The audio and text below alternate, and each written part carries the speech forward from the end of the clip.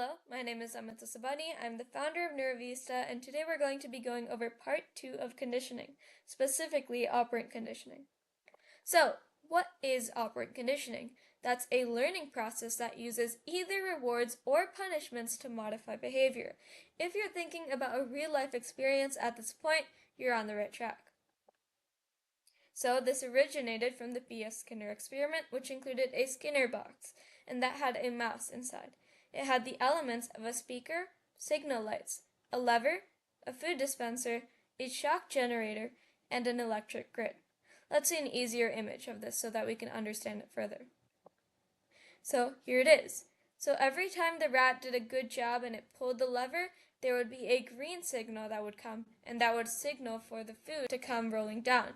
And what that would do is it would kind of encourage the rat to increase that behavior. So it's a reward. Now the punishment would be that if the rat did something bad, if it tried to pull the lever this time, there would be a red signal, and so the food wouldn't be able to come down, just so that it's kind of a punishment, so that the rat tries to decrease this behavior because they want the food. So here are the possible results of operant conditioning. You might be wondering, how do you have a positive punishment? That doesn't really make sense. Well, let me just tell you this in a second. So, a positive reinforcement, let's start with that. That's when you give or you add something that increases or promotes a behavior to happen again and again. Now, a positive punishment is something that's added on or given to instead decrease that behavior occurrence. And then a negative reinforcement, that's when you take away something in order to increase that behavior occurrence. And a negative punishment, which you might be familiar with, is taking away something to decrease or discourage the occurrence of that behavior.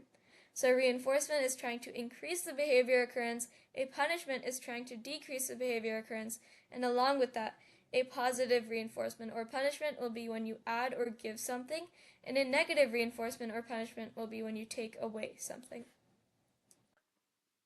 Okay, so let's go through some practice problems right now. Let's say you fasten your seatbelt to stop the beeping of your car. Would that be a positive reinforcement, a negative reinforcement, a positive punishment, or a negative punishment? Feel free to pause the video right now to think.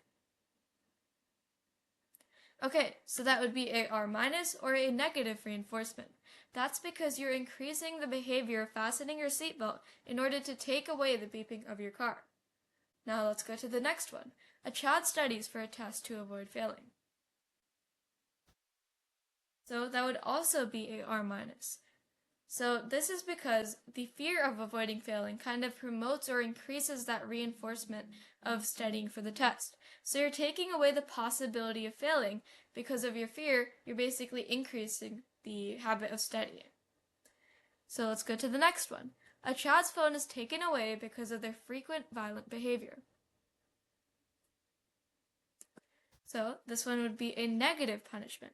That's because you're taking away the phone, and that's pretty clearly stated here. You're taking away the phone in order to decrease their kind of habit of having this violent behavior.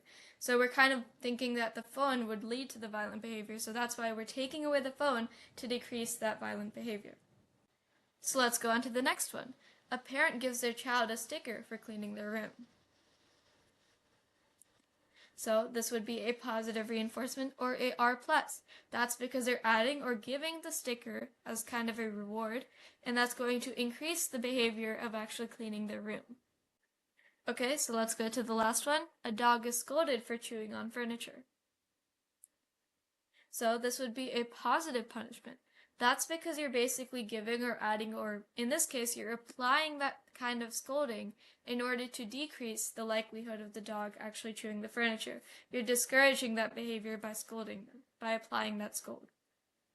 Okay, so this applies more to classical conditioning, but it can also apply for operant conditioning, and that's the concept of extinction. That's when a previously conditioned response, so a previously learned response through repeated action or repeated exposure, that decreases in frequency over time, and it decreases so much that it eventually disappears. The effect of it or the result of it disappears.